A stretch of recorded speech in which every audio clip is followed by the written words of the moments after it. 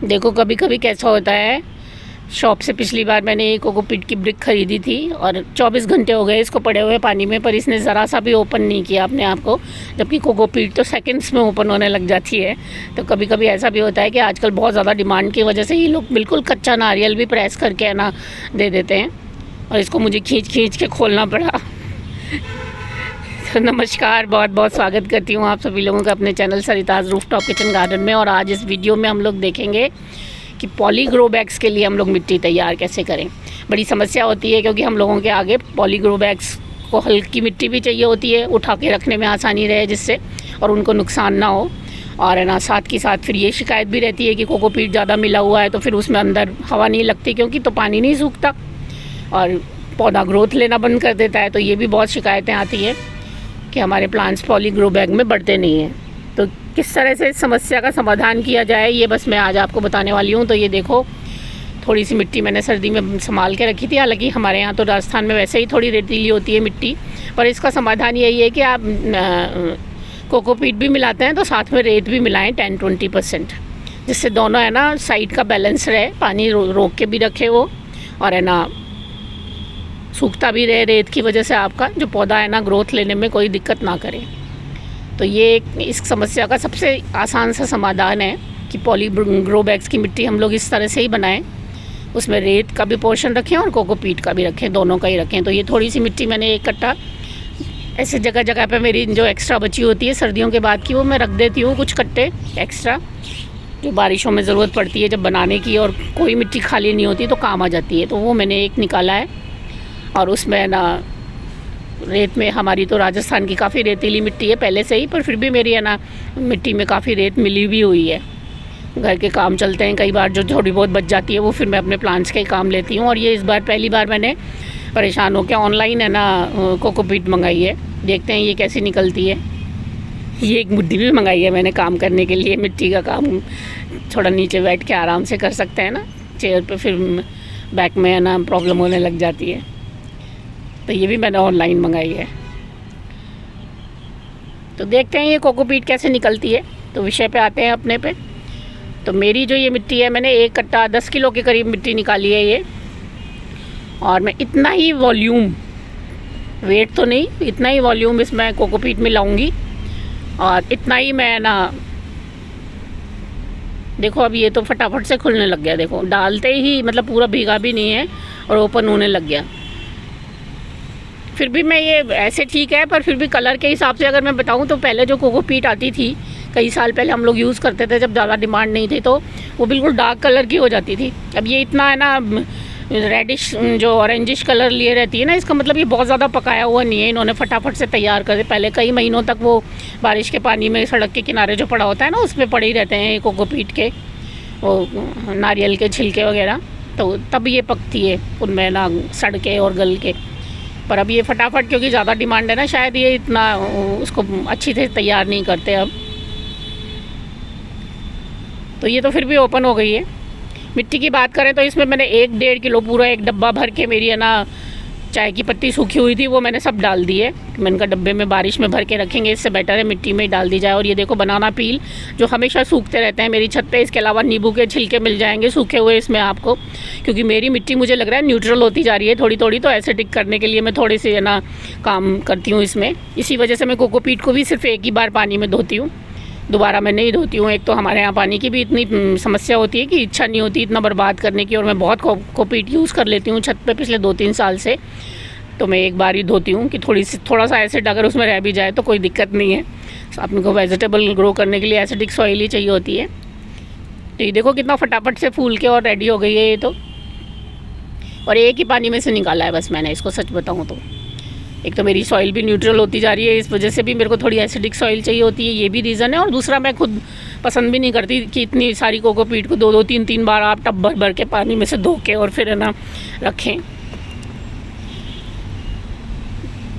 इतना भी कुछ ऐसा बहुत नहीं होता अगर ढंग की क्वालिटी की आपने कोकोपीट खरीदी है कि बहुत ज़्यादा एसिड हो उसमें। और वेजिटेबल ग्रोअर्स को तो हल्की एसिडिक सॉइल चाहिए ही होती है। तो मैंने जैसा आपको बताया कि मिट्टी, कोकोपीट और खाद में तीनों बराबर के मात्रा में लूँगी, और मिट्टी में मेरी में 10%-20% के करीब रेत मिली हुई है ऑलरेडी। तो ये एक अच्छा ऑप्शन होता है पॉली ग्रो बैग्स को भरने का, और है ना उसकी वजह से उसमें पौधा भी ग्रोथ लेता है फिर। तो ये आपकी ये समस्या दूर हुई। बहुत सारे लोग मुझसे पूछते हैं मैम पॉली ग्रो बैग मंगा तो लेते हैं पर उनमें प्लांट्स ग्रोथ नहीं लेते हैं हमारे। तो देखो ये एक तो मैंने इसमें ढेर सारी चाय की पत्ती डाल दी है। ऐसा नहीं है कि हमेशा मैं इतनी ही डालती हूँ। अब ये तो आपको आ जाएगा क्या क्या ऑर्गेनिक मैटर्स होते हैं, वो कभी कुछ होता है अपने पास, कभी कुछ होता है अपने पास। तो इसमें आप टेंशन ना लिया कीजिए कि इस बार ये नहीं है हमारे पास, क्योंकि इस बार देखो मेरे पास ट्राइकोडर्मा भी नहीं और नीम की खली भी नहीं है, ख़त्म हो चुकी हैं दोनों ही चीज़ें। पर ऑलरेडी अच्छा खासी मात्रा में मिली हुई है ये चीज़ें, इसलिए मैं इतनी चिंता नहीं करती। जब भी आएगी तब डाल दूँगी। तो बनाना पील सूखे हुए पड़े हुए थे वो मैंने डाल दिए, नींबू के छिलके काफ़ी सारे डाल दिए मैंने इसमें, चाय की पत्ती डाल दी है इसमें, और तीनों मात्रा है ना बराबर मिला के वॉल्यूम के हिसाब से, कोकोपीट भी, मिट्टी भी, और है ना वर्मी कंपोस्ट भी मैं इसको तैयार करूँगी। और ये पॉली ग्रो बैग 15 बाई 15 के जो मेरे हैं इतने कुएँ से होते हैं, ये इतनी सारी है ना मिट्टी भर जाती है इनमें, बहुत ज़्यादा है ना मिट्टी खा लेते हैं ये। 3-12 इंच के जो मिट्टी के पॉट होते हैं ना वो पूरी मिट्टी इनमें डल जाती है, और फिर भी पौना ही भरता है वो। तो ग्रो बैग्स में बहुत मिट्टी आ जाती है, इसलिए भी हल्का बनाना ज़रूरी होता है। और ये माइक्रो न्यूट्रिएंट्स का इंतज़ाम अलग से सीवीड में डाल देती हूँ। सागरिका वाला मैंने मंगाया हुआ है इफ़को से, दानेदार, तो ये भी मैं मिला देती हूँ इसमें तैयार करते वक्त। राख मिला सकते हैं आप इसमें, कैल्शियम मिला सकते हैं आप इसमें, और है ना और कई एप्सम सॉल्ट डाल सकते हैं आप इसमें। ये देखो मैंने रॉक फॉस्फेट मिलाया है। तो मेन मैंने सारी खाद का इंतज़ाम कर दिया। फॉस्फोरस मैंने मिला दिया है। वर्मी कंपोस्ट में हालांकि सारी तरह की खादें होती हैं, आप बिल्कुल चिंता ना करें, सारे तरह के न्यूट्रिशन होते हैं, सॉरी, अगर आप सिर्फ वर्मी कंपोस्ट से भी बनाते हैं तो भी। पर ये है कि एक्स्ट्रा में अगर है ना आपकी मिट्टी बहुत सालों से यूज़ हो रही है और सारे न्यूट्रिशन उसके चले गए हैं, तो फिर कुछ एक्स्ट्रा में भी मिला दो तो कोई बुराई नहीं है उसमें, है ना। और इसको एक बढ़िया सा मिक्स देंगे, बिल्कुल मिलाते टाइम ही पता चल जाता है कि आपको ये कितनी बढ़िया अच्छी हल्की की हल्की बन रही है, और है ना रेतीली सी भी बन रही है थोड़ी सी। तो दोनों ही चीज़ है ना दिख जाती है बनाने में ही। और ये इतना ढेर है जो ये मेरा सिर्फ 3 ग्रो बैग भरेंगे इसमें। देखो आप ये कितनी हल्की लग रही है ये,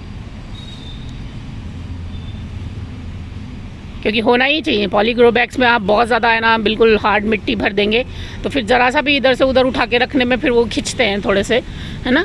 तो ये ज़रूरी होता है कि उनकी मिट्टी हल्की सी रहे बिल्कुल।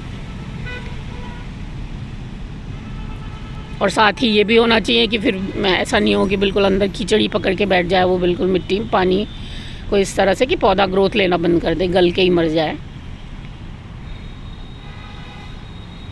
तो ये 15 बाई 15 के हैं मेरे ग्रो बैग्स। 20 का सेट मैंने मंगाया था इकट्ठा ही, तो वो रखे हुए हैं, कुछ मैं भरती रहती हूँ। ग्रो बैग भरने का हमेशा से मेरा वही तरीका होता है, अगर मेरे पास सूखे पत्ते अवेलेबल हैं तो मैं पहले नीचे थोड़ा सा वो ज़रूर डालती हूँ, एक आधार मिल जाता है। 2 महीने में जैसे वो गलने लग जाते हैं, तो जब तक प्लांट बड़ा होता है नीचे तक जड़ें पहुँचती हैं, एक एक्स्ट्रा है ना खाद तैयार हो जाती है बढ़िया वाली आपके पास। तो अभी मैंने अमरूद वगैरह की कटिंग करी थी अच्छी खासी, तो ये पड़े हुए हैं मेरे पास पत्ते। कोशिश यही करो कि इनमें कांटेदार कोई चीज़ ना डले, नहीं तो फिर ये फटने भी के भी चांस होते हैं उसमें से निकल के। पत्ते ही यूज़ करें इसमें नीचे भरने के लिए।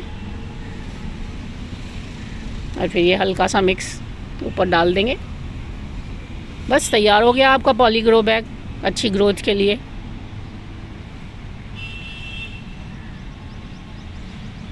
क्योंकि मेरे तो प्लांट्स हमेशा से अच्छे ग्रोथ लेते हैं पॉली ग्रो बैग में।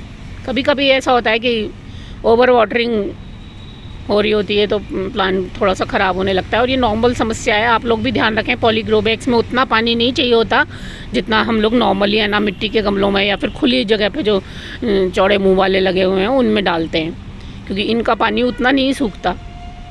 पॉलीथीन की वजह से ये बिल्कुल हवा तो आर पार होती ही नहीं है मिट्टी से और इसमें बाहर, तो इस वजह से ना ये थोड़ा सा देर में सूखते हैं।